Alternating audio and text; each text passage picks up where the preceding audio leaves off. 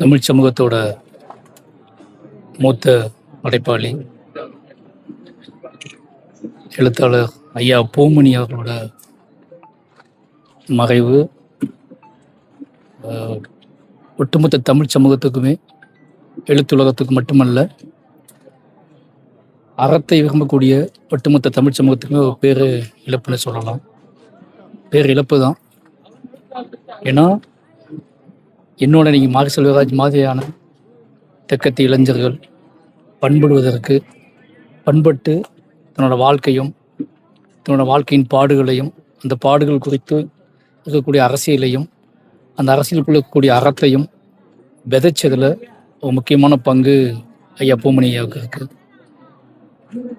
எனக்கு தெரிஞ்சு நான் என்ன சொல்றது, ரொம்ப எதுவுமே எழுதப்படலையோ, நம்மளை பற்றி, நம்ம வாழ்க்கையை பற்றி எதுவுமே எழுதப்படலையோ அப்படின்னு நினச்சிக்கிட்டு இருந்த காலகட்டம்னு ஒன்று உண்டு. சின்ன வயசில் ரொம்ப தாமதமாக தான் எனக்கு பூமணி ஐயாவோட எழுத்து அறிமுகமாச்சு. நான் ஒரு உதவி இயக்குனராக போனதுக்கப்புறம் தான்,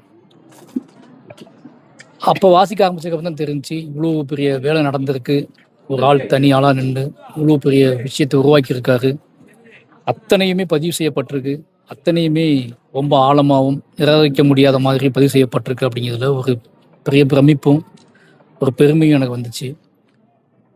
அதோட வழி தொட்டு தான் என்னோட படைப்புகளையும், என்னோட மனிதர்களையும், என்னோட உரையாடல்களையும் நான் தீர்மானித்தேன்.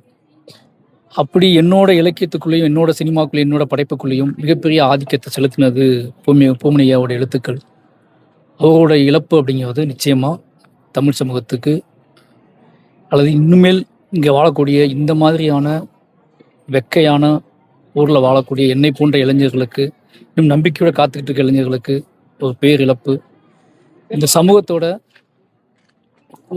என்ன சொல்றேன்னே தெரியல எனக்கு. ஏன்னா இதை தொட்டு என்ன நடக்க போகுது, இனி யார் எப்படி முளைப்பாங்க, எப்படி நடக்கும், இந்த பிரளயம் இன்னும் எப்போ நடக்கும் அப்படிங்கிற ஒரு பெரிய அச்சத்தையுமே எனக்கு கொடுத்துருக்கேன்னா, இது அவ்வளோ பெரிய பிரளயம். பூமணி ஐயா அப்படிங்கிறது வந்து எக்கத்தி மண்ணில் முதச்சு ஒரு பெரிய பிரளயம்னே சொல்லுவேன்.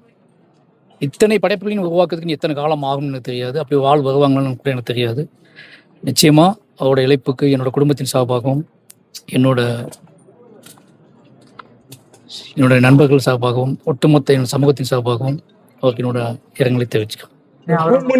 படைப்புகள் எந்த அளவுக்கு திரைப்படத்துறை தாக்கத்தை ஏற்படுத்தும், அது வாசிச்சவங்களை பொறுத்து தான். எனக்கு நான் ஒரு சிறந்த படைப்பாளியாக இருக்கேன் அப்படின்னா, எனக்குள்ள ஒரு அறம் இருக்குது, எனக்குள்ள ஒரு வாழ்க்கை இருக்குது.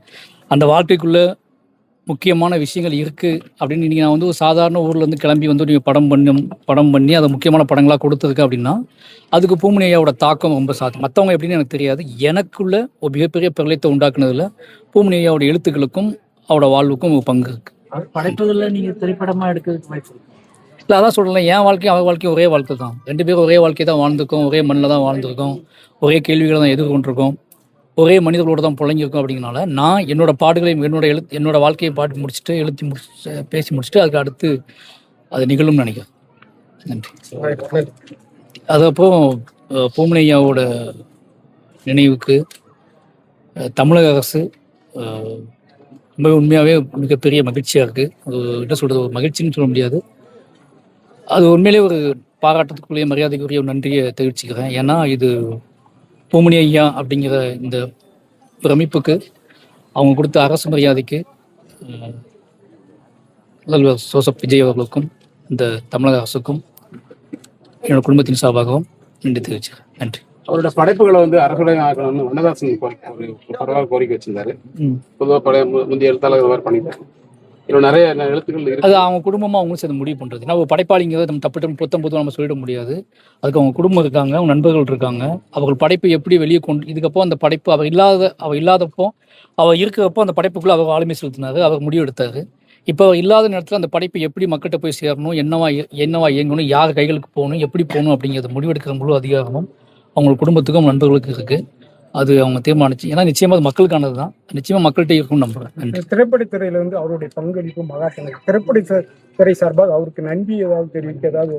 அதான் சொல்றேனே, தெற்கத்தி வாழ்க்கையை ஒருத்தன் படம் பண்ணு முடிவு பண்ணோன்னா பூமணி ஐயா வாசிக்காம அந்த படத்தை எடுக்க முடியாது. அப்படிங்கிறது பூமணி ஐயாவோட ஆதிக்கம், பூமணி ஐயாவோட அழுத்தம், என்ன சொல்றது, பாய்ச்சல் வந்து அந்த சினிமாக்குள்ள இருக்குங்க நான் உறுதியாக நம்புறேன். ஏன்னா நீங்க வந்து மதுரைக்கு இந்த பக்கம் படம் எடுக்கணும் அப்படின்னு முடிவு பண்ணாங்க, சினிமாவில் முடிவு பண்ணாங்கன்னா அவங்க தேடி பிடிக்கிற முதல் வார்த்தையாக பூமணி ஐயாவோட எழுத்துக்கள் இருக்குது அப்படிங்கிறது அவர் எந்த அளவுக்கு சினிமா துறைக்குள்ள சினிமா துறைக்கு மட்டும் இல்லை, இதுக்கப்புறம் யார் தேடி வந்தாலும் இங்கே தெற்கத்தி மக்களோட வாழ்க்கையும் நெறிகளையும் அறத்தையும் தெரிஞ்சுக்கணும் அப்படின்னா அவன் பூமணி ஐயா வாசிக்காமல் சாத்தியப்படாது, முழுமை அடையாது அப்படின்னு நான் முழுமையாக நம்புறேன்.